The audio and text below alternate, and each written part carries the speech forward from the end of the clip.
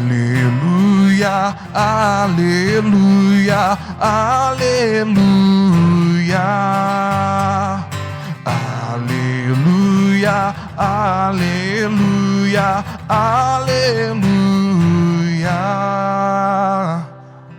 A palavra de Deus é viva e eficaz em suas ações,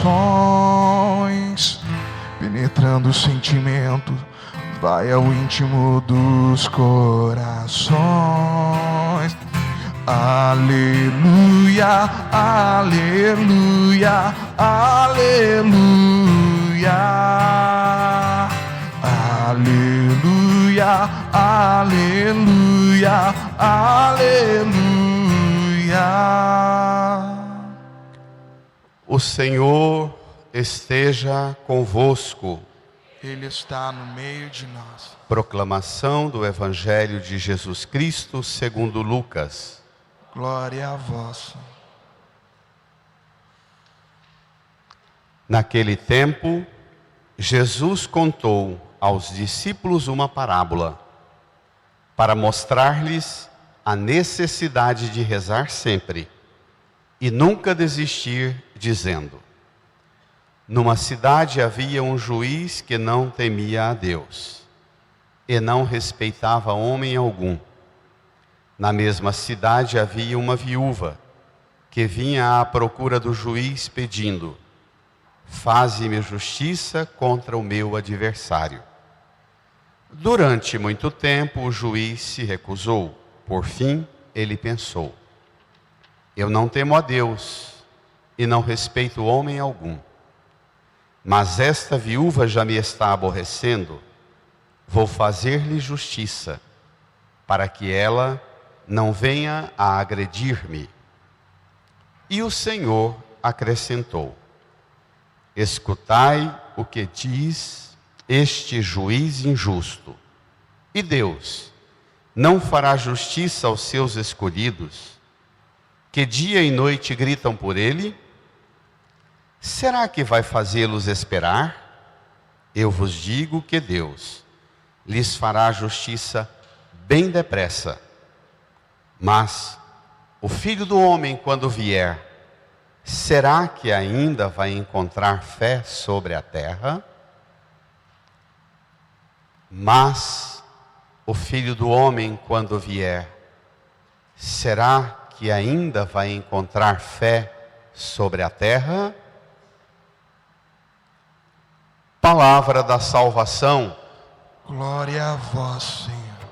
Aleluia, aleluia, aleluia.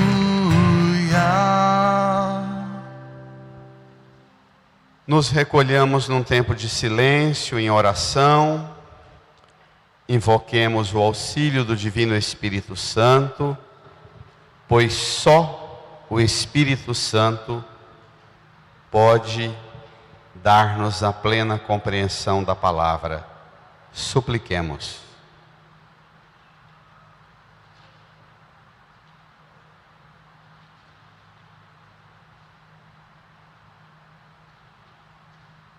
Amém. Irmãs e irmãos, estamos caminhando com Jesus para Jerusalém. Nesse caminho ele vai nos ensinando tantas coisas. Domingo passado, depois de curar os 10 leprosos, falou-nos de uma cura mais elevada, a cura da alma, a cura espiritual, e o sintoma de que a gente é curado espiritualmente é se a gente é pessoa que agradece, que cultiva a gratidão. Hoje, nós entramos no capítulo 18 do Evangelho de Lucas. Vamos lá? O texto, iniciamos no versículo 1 até o 8º, no seu folheto número 9. Abre lá. Naquele tempo, Jesus contou aos discípulos uma parábola, para mostrar-lhes a necessidade de rezar sempre e nunca desistir. Espere lá, rezar sempre e nunca desistir. O que é que estava por trás? Que acontecimento foi que provocou? Jesus percebeu a necessidade de ensinar os discípulos sobre a oração.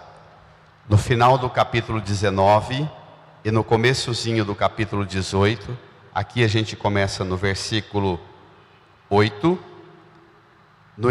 No fim do capítulo 19, os fariseus chegam em Jesus e perguntam: Senhor, quando vai chegar o reino de Deus? Jesus explica, fala para tomar cuidado com os falsos pregadores, que é a resenha dos falsos pregadores, é tentar garantir quando é que o reino chega. Depois os discípulos chegam em Jesus e perguntam: onde vai chegar o reino? Os fariseus perguntam quando, os discípulos perguntam onde. Pronto, duas inquietações fortes. Quando e onde a gente vai ter Deus reinando e nós vamos vencer todas as nossas confusões, debilidades, fraquezas? Quando e onde? Jesus ensinou com uma parábola aos discípulos a necessidade de rezar sempre e nunca desistir. Por quê? Porque dentro deles há o cultivo de uma pressa, de uma ansiedade. Nós vivemos uma sociedade toda organizada para gerar homens e mulheres ansiosos, insatisfeitos sempre com tudo.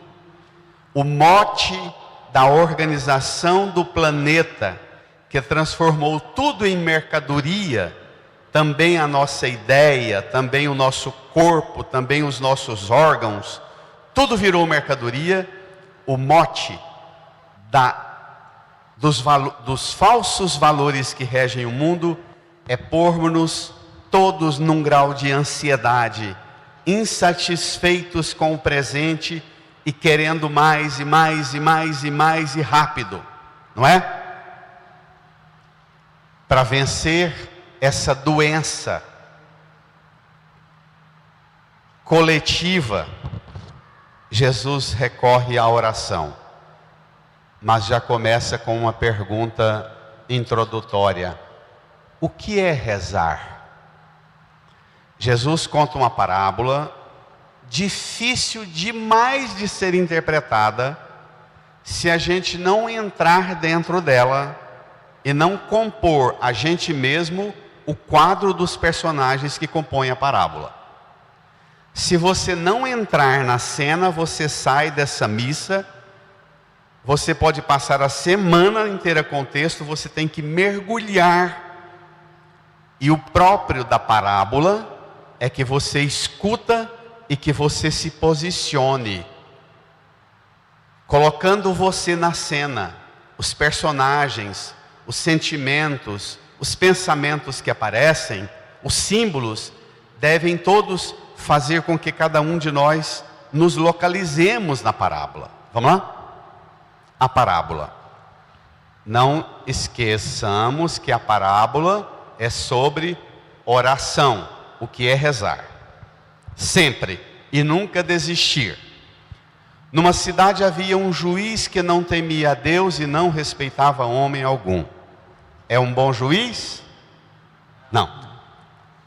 Na mesma cidade havia uma viúva, leiam, que vinha à procura do juiz pedindo: bradem, fazei-me justiça contra o meu adversário. faze-me justiça contra o meu adversário. Duas realidades. Um juiz que não teme a Deus, numa sociedade laica, até não é problema para nós. Se ele tiver senso de justiça e conhecer a ciência jurídica e der conta de aplicá-la, para nós já está bom, não é? Mas ele não teme a Deus e não respeita homem algum. Na mesma cidade há uma personificação da vítima de uma sociedade injusta, a viúva. A viúva é a personificação. Ela é tratada como objeto. Morreu o marido, qualquer homem que estiver próximo a ela e reivindicá-la como escrava, como propriedade dele, facilmente se apropriava da mulher, da viúva. A viúva, embora ela seja viúva e não tenha ninguém por ela, não relata nem filho, nem neto, nem ninguém, a viúva ela tem uma realidade, um adversário. Mas ela tem também um elemento muito importante. Ela tem um senso de justiça. A justiça é o conjunto das leis, normas e regras que regem um povo, uma comunidade, uma nação. Esse senso de justiça, na maioria das vezes, é organizado num ordenamento de leis, princípios aplicáveis em todas as realidades. Então, uma é a lei, pactuada coletivamente e aceita como norma que rege a nossa vida. A outra coisa é a realidade que a gente tem. E entre nós e a realidade e a lei, há a mediação, o juiz. A mediação é ruim. Tem a lei, tem a viúva, tem o adversário, mas a mediação é ruim. Não teme a Deus e não respeita homem algum. Como é que você resolve os seus problemas quando as mediações não são boas? Como é que você faz os seus atalhos? Quando o pai está meio fraco, a mãe está meio fraca, o professor está meio fraco, o padre está meio fraco, o juiz está débil, como é que você resolve o problema? Rezar é exatamente o confronto interno com a forma de administrar a realidade concreta de ter diante de si uma situação que você não pode arvorar por conta própria a solução. A viúva, ela grita, ela reivindica: faze-me justiça contra o meu adversário. Versículo 4, vamos lá? Durante muito tempo o juiz se recusou.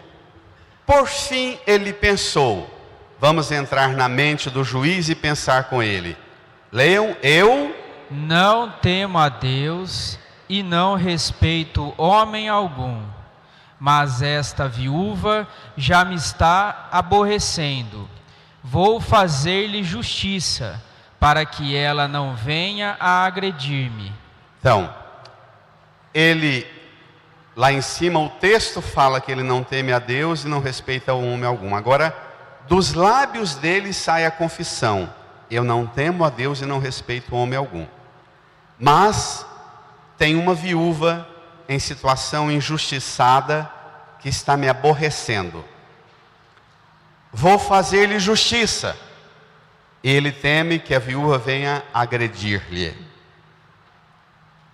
O que é rezar? É a pergunta, não é?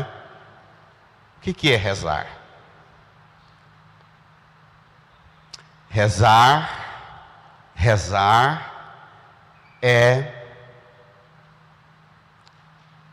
o sinal de que você tem uma íntima comunhão com Deus na oração. A oração parte de onde? Daqui de dentro, não é? Não é? Onde é que está o juiz injusto e a viúva? Aqui dentro. Claro,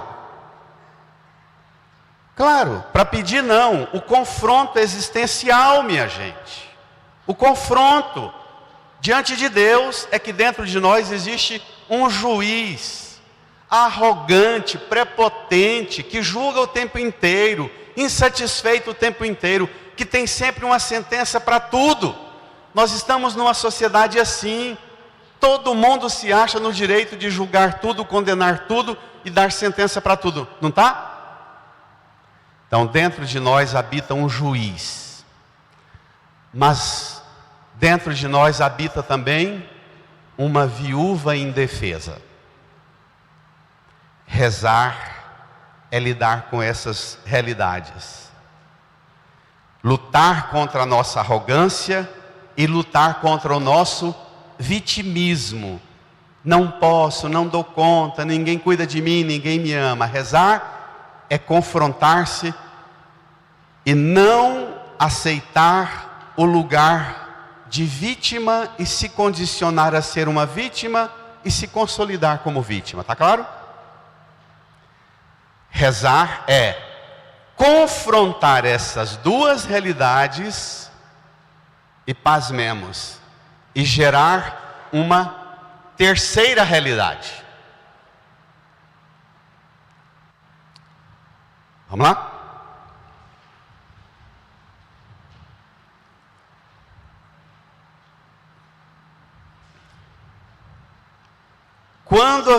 Quando o juiz diz, vou fazer-lhe justiça, Jesus tira de nós toda a pretensão, versículo 5, mas esta viúva já está me aborrecendo, vou fazer-lhe justiça. Nós vivemos numa sociedade que todos nós, descontentes com qualquer situação, a gente arma o barraco para que as coisas fiquem do jeito que a gente quer. Qualquer situação, no casamento, na família, com o esposo, a esposa, no trabalho. Nós somos a sociedade do cancela. Não está agradável, não está confortável, cancela, não é?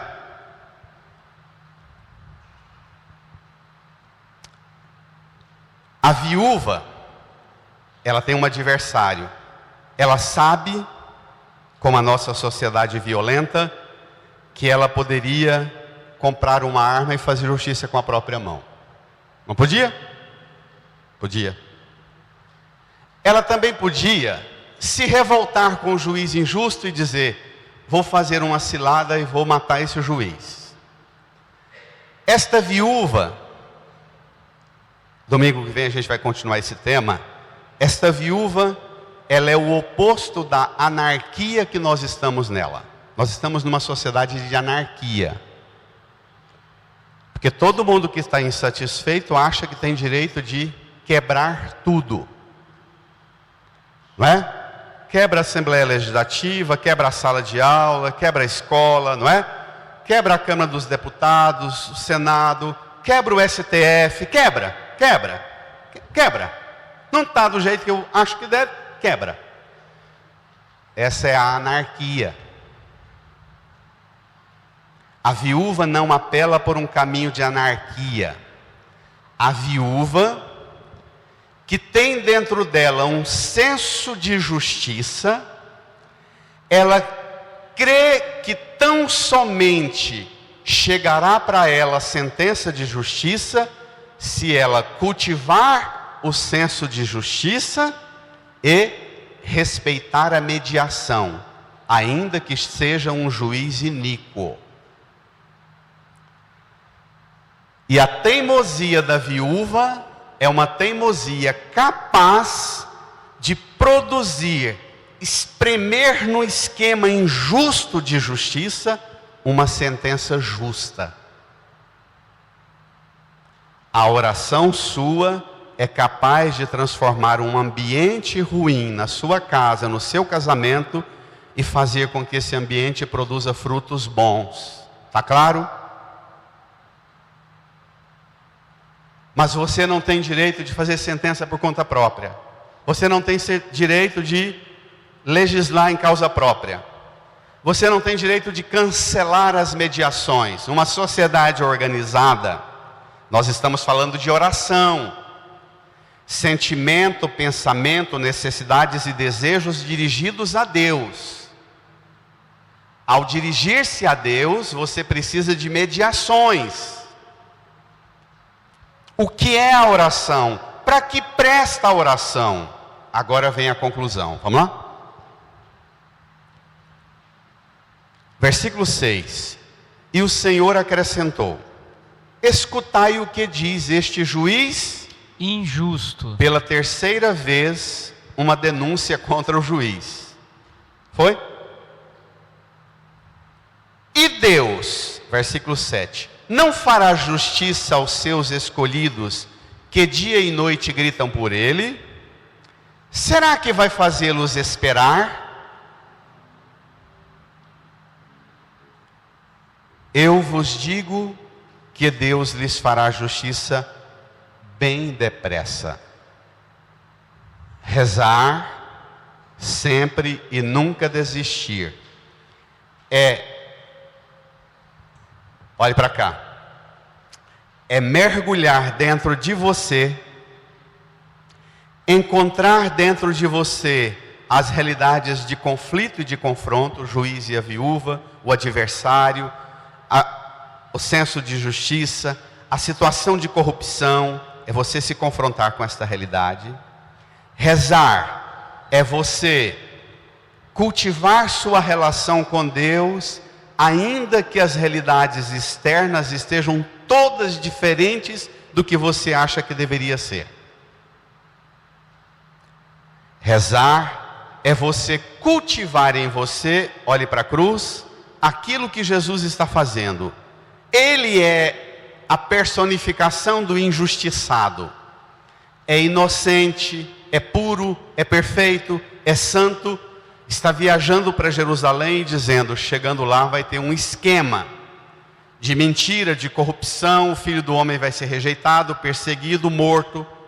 Mas não tenham medo, vão, quem quiser me seguir, renuncie a si mesmo, tome sua cruz e me siga, porque rezar é cultivar uma chama de confiança e de amor aqui dentro, em que você caminha para a tribulação, para o sofrimento, para a morte, dizendo, eu passarei por isso tudo, e a morte, e a violência, e a injustiça não terá a última palavra.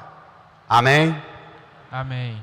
Rezar é dizer para você mesma, realidade nenhuma supera a do amor que me assiste e me acompanha, hoje, amanhã nas provações, e depois de todas as provações, a mão de Deus me sustenta. Salmo 120 que nós cantamos. Então, agora a pergunta, então para que rezamos? Já que a reza não é para mudar necessariamente realidades. A reza não é necessariamente para mudar a realidade. A oração, às vezes, ela não vai nunca mudar a realidade que está à sua frente, mas ela vai capacitar você e qualificar você para enfrentá-las e passar por elas. Jesus termina a sentença do seguinte modo: Ele que começou a história para mostrar a necessidade de rezar sempre e nunca desistir, conta a história da teimosia da viúva e faz a pergunta no versículo 8. Bradem, eu vos digo que Deus lhe fará justiça bem depressa. Firma, mas o Filho do Homem, quando vier, será que ainda vai encontrar fé sobre a terra? Para que rezamos? Para cultivar a fé. Para que rezamos? Para não deixar apagar a chama da fé aqui dentro. Venha a demora que vier. A inquietação dos fariseus e dos discípulos é quando e onde vem o reino. A da viúva é, faz-me justiça contra o meu adversário. Rezar é cultivar a chama da fé. E o mais importante para você é que passando o que vier das conquistas ou das derrotas desta vida, para você o mais importante é não deixar apagar a chama da fé, que põe dentro de você a centelha divina e te faz pronto para o encontro com Ele quando Ele vier. Amém? Amém. A oração não vai necessariamente mudar a realidade externa, mas ela vai capacitar e qualificar internamente você como um depósito da fé, da luz da fé. O Filho do Homem vai encontrar fé sobre a terra a partir de hoje. Irmã, irmão, sua oração precisa mudar a pretensão. Sua oração precisa sair da presunção de ser um juiz que as coisas ficam do jeito que você quer, a hora que você quer. Sua vida de oração tem que libertar você do juiz injusto, arrogante e prepotente que te habita, que nos habita. Sua oração tem que libertar a mim, a você, da fatalidade de ter dentro de nós uma vitimazinha, uma viúva sempre frágil, sempre machucada e ferida pelos adversários. Rezar é encontrar dentro de você a dignidade de uma viúva, que apesar de vítima, ela é sujeito no processo da realidade nova que virá. Amém? Amém. A oração do escândalo. Existe um conceito na Bíblia que é chamado de o escândalo do silêncio de Deus. Todos os grandes místicos do cristianismo trabalharam fortemente esta ideia.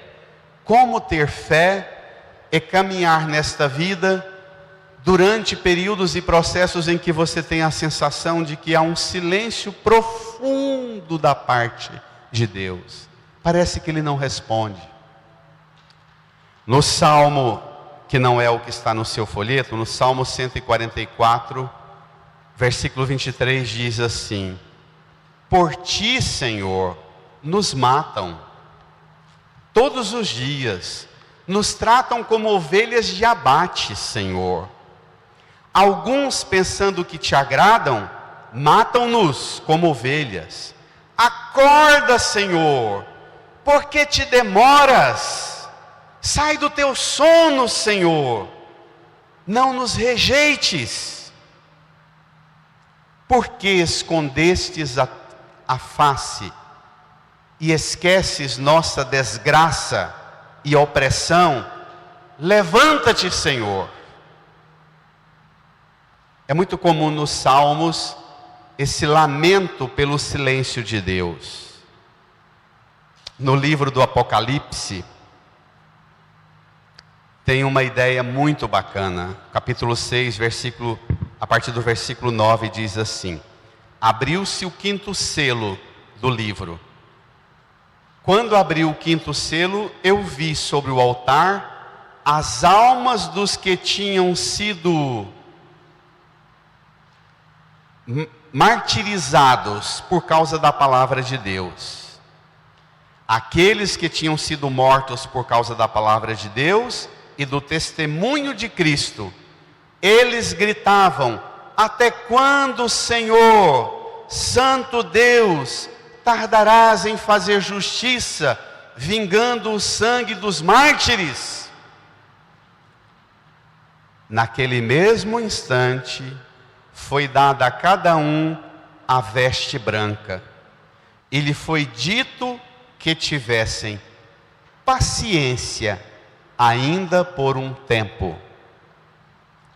Rezar, às vezes, não é gritar a Deus e escutar de Deus: está resolvido o seu problema. Às vezes rezar é gritar a Deus e escutar Deus dizendo: tenha paciência ainda por algum tempo. Amém? Amém. Amém? Amém. Amém. Tenha paciência por algum tempo. Tão bonito isso. Tão belo. Assim, você pode também dirigir ao Senhor e ativar em você. Olhe para a cruz. Peça a Jesus que na cruz não desistiu e não desesperou. Mas na cruz, Ele entrou na interioridade dele mesmo, aflito, chagado, abandonado. E na cruz Ele mobilizou todas as forças do mais fundo do seu coração, da sua alma. E adormeceu dizendo: em tuas mãos eu entrego o meu espírito. Rezar é entregar. Rezar é mobilizar as forças de dentro de você para que você tenha coragem de entregar-se nas mãos de Deus. É arrancar a sua passividade ou arrancar a sua arrogância e se tornar alguém íntimo nas mãos de Deus, ainda que todas as coisas da sua vida estejam contrárias ao que Deus quer, ao que você merece e ao que a justiça decide. Ao que Deus quer, ao que você merece e ao que a justiça decide. Rezar é mobilizar as forças internas para não deixar apagar a luz da fé. Incline a sua cabeça, estabeleça um diálogo profundo. Você sabe das ameaças da luz da fé que você vive e professa. Peça ao Senhor para mobilizar as entranhas do seu coração, da sua alma, do seu corpo, do seu espírito, da sua mente.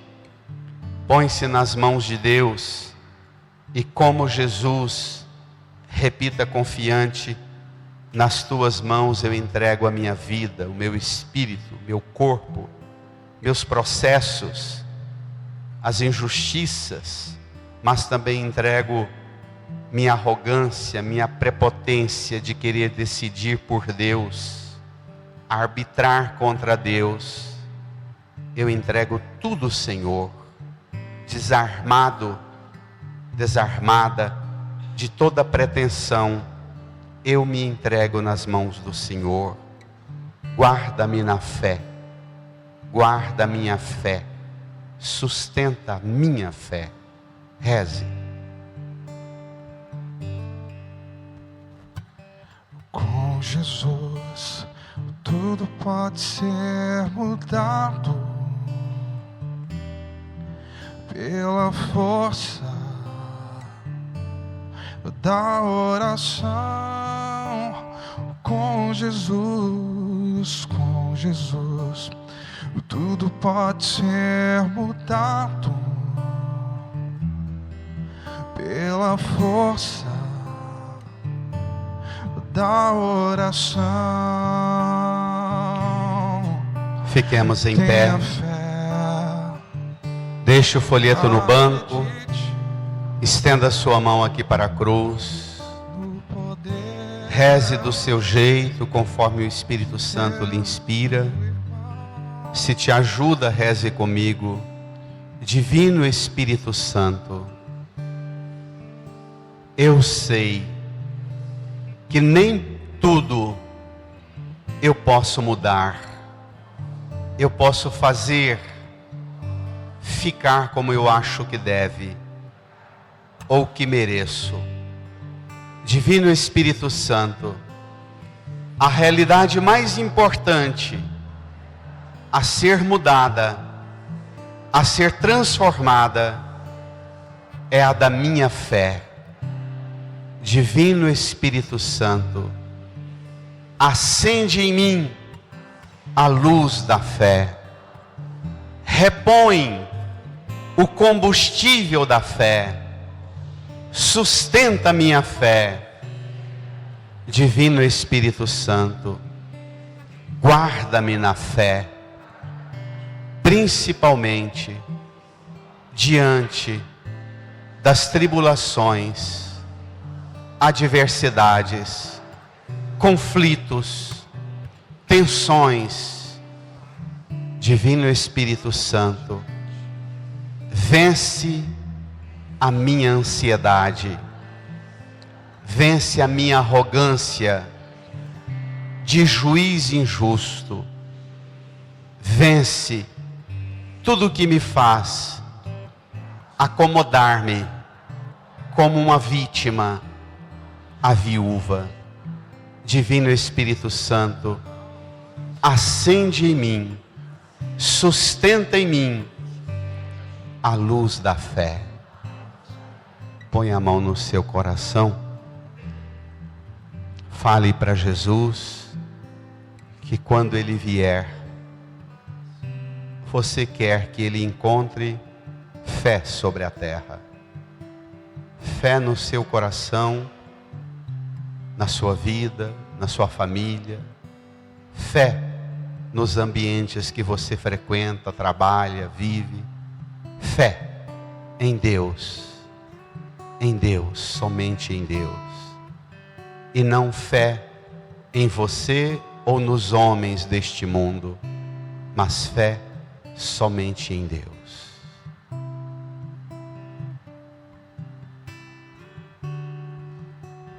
E agradeça o dom da fé, o dom de crer, de confiar.